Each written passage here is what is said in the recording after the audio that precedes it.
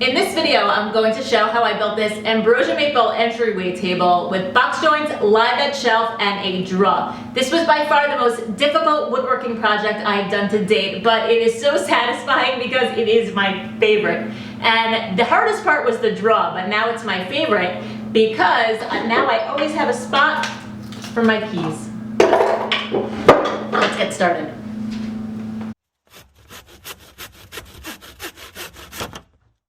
I started off with this huge piece of ambrosia maple or wormy maple, whatever you want to call it. It was too wide for me to put into my planer, so I had to trim it down a little bit. I don't have a jointer, so I have to use a planer sled in order to flatten my pieces. And the live edge board that I was going to be using for the shelf, it was too long to fit on my sled, so I needed to do a fair bit of hand planing to get a little bit of a twist out of it. Next up, I trimmed up all the boards to the correct width and cut everything to length on my crosscut sled, which takes a little bit to get square, but finally when it does, I do a little happy dance. To create the box joints for this table, I used a template, but I'm not going to go into too much detail about that because I made a whole other video on how I made that template. I'll put the link down below. What I did not put in that video was that the template failed on me. So what I ended up having to do was put some double-sided tape on the back alongside with the clamps, and then it was easy to route out the box joints. But since I had already slipped up on the template, there was a little bit of a gap and it kind of created a little bit of a hole in it. Let me explain a little bit further. So my camera ran out of batteries, I think, while this was happening, but the template I was using split in half. So it kind of created this yeah, you see that? So I'm not liking the way the joint's lining up. I think I'm going to cut this off and redo it. The table is going to be a little less wide than I thought it was going to be originally. Not a big deal. I just measured inside. It still fits in the space. So, all right, lesson learned, I guess. All right, I'm really happy I decided to fix it because it's looking a lot tighter.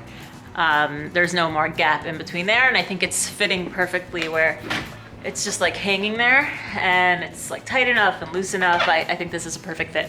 That would have bugged me so much every time I went into the house if I would have seen that little gap there. I'm really happy I decided to fix it. Now that the joints were lining up, it was time to work on the stuffed dado for the live edge shelf. Armor Tools recently sent me this table and their dog clamps, and it was perfect for this application where you could clamp down your fence and your board all in one fell swoop, just route out the dado and you're done. So I had to take a couple passes to get to the depth that I wanted and then just slide it over a little bit to accommodate the size shelf that I was using. Now, I'm not really good with my hand tools, but I needed to square up the end of this dado, so it was a good time to practice with my chisel. I still need a bit of practice. After I got the dado all squared up, I slid the shelf into place and marked off where I needed to cut a notch in the shelf in order for it to sit flush with the front of the table. So as I said earlier, I'm really not good with my hand tools, so please don't judge me. This is all just practice for me. I'm not going to show you the full process of what I did here because it was a little embarrassing, but it came out pretty decent, so I'm happy. Okay, so I got everything cut and all dry fit, and I'm really happy with how it's looking. So I got an idea as I was doing this because I'm using this live edge shelf. There's this one area that's flat over here, and I'm going to try to make a draw that's gonna fit into here. I've never made a draw before, so this is gonna be a first. I watched John Peters' video on how to make a draw, and that's the process that I used here. I'll put a link to that below. So first I cut all the pieces to size.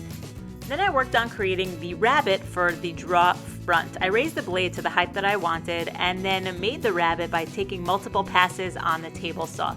I just kept doing test fits to see if the side fit into the front completely flush, and it didn't. So I took away little bits at a time until it was completely flush. Now that I had the perfect size rabbet that I needed, I just needed to set up a stop in order to cut the other side. I actually didn't need a stop. I could have just used my fence, but I'm just used to setting up a stop block every time I use my miter gauge. Now time to work on the back. Well, actually the dados in the sides that will house the back. So I did a test dado on a piece of scrap first to see what the correct size would be. Once I got the fit I was looking for, I went and cut the actual dados on the side pieces of the draw. I cleaned them up a little bit with a little shoulder plane, and the fit was pretty great. Then I cut the draw back to size. I just lined it up in between the two dados that I had made and kept cutting away until it was a perfect fit. Now it was time to cut the grooves to fit the draw bottom. So I made one pass on all of my pieces, including a big piece of scrap. And then on that scrap, I did all my test fits. And I moved my fence until I got a perfect fit into the piece of plywood that I was going to use for the draw bottom. Once I had that perfect fit, the fence was already set up where I could just run all my pieces through again, clean up that middle line, and then I had the perfect fit for the plywood in the draw. I cut the plywood to size, and the last step was to cut the back of the draw so that you could slide the plywood into the groove through the back. You'll see what I mean in a minute. Then I just needed to glue all the pieces together. It was a pretty straightforward glue up. I just needed to make sure everything was all square.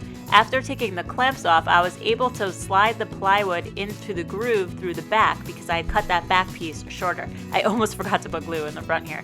Then after getting the plywood into place, I just nailed it all down into the back. The rabbet for the draw front needs to be reinforced somehow, so I decided to use some brass dowels because I had some extra brass lying around. And so I just drilled the holes to a specific depth and then measured that depth and cut the brass rod using my Dremel and a hacksaw. I rounded off the bottom of the dowel on my belt sander just to make it easier to slide in. I put some super glue in the holes and just put them into place. In order to flush them up, I took them over to the belt sander, and brass is so easily sandable. It just looks so great. I love using brass in my projects. So I finished assembling this draw and I want to install it into the table, but I want to install it in a way where when you pull on it, it doesn't come out all the way. So I epoxied a spring onto the end of a cut dowel, and I'm going to drill a hole in the underside of the table, epoxy the other end of the spring into that hole. That way you can push the dowel up and down. So, normal, everyday usage, the dowel is just sticking out of the wood and it's preventing the draw from being pulled out. But if you ever really need to take the draw out, like to repair it or for whatever reason you need to take the draw out, all you have to do is push down on the dowel and the draw will slide all the way out. I have no idea if this is going to work. It's just an idea that I had, and now I'm going to test it out to see if it works. So this is what I was just talking about. I took a 3/8 dowel, cut it in half, then epoxied a slightly smaller sized spring onto the end of it. I think it was like 5/16. And then I set it off to the side to dry. Then I took a 3/8 bit and drilled in the underside at the top of the table and played with it a little bit. It was fun to press. And then I epoxied the spring into the hole. That way it stays in place. All right, assembly time. Glue ups are always stressful for me, so I'm not going to show you guys the whole thing. My biggest issue is that I did not have long enough clamps. So I put the shelf into place but did not glue it yet and made sure that everything was square before setting it to dry. Once it was dry, I took a belt sander to clean up all the excess material from the joints and got to cleaning everything up. I love using this card scraper. It was the first time that I actually got to really use it in a project, and I'll definitely be using it more. After I got everything all cleaned up, I glued in the shelf. And then it was time to work on the draw. Fitting the draw was the hardest thing that I've done in my woodworking venture so far. I used some scrap oak as the runners, and I hot glued them into place from behind the table. Then I moved the draw in and out a few times, and once I was happy with where they were, I removed the draw, I marked up where the runners were with a pencil, and then I removed the runners and glued them permanently into place.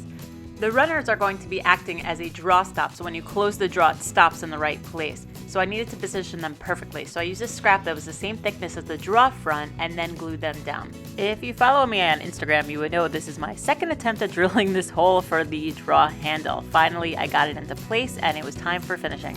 I decided to finish it with shellac because I wanted it to stay as natural as possible. I didn't want the maple to yellow.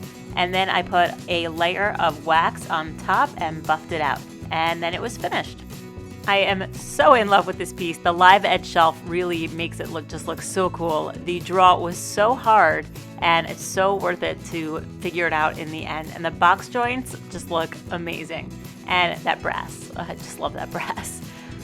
Thanks for watching. I hope you enjoyed the build. I'm so super happy with how this came out. I definitely need some improvements with the whole box joint template jig situation. But the draw stop was definitely a win. This draw is not going anywhere. No one's gonna be able to pull that out. And if I ever need to pull it out, all I gotta do is press the button and it comes out. So thanks for watching, and now I gotta go build something else. If you like this video, consider subscribing, check out my website, or watch another one. Push the dowel. Whoop.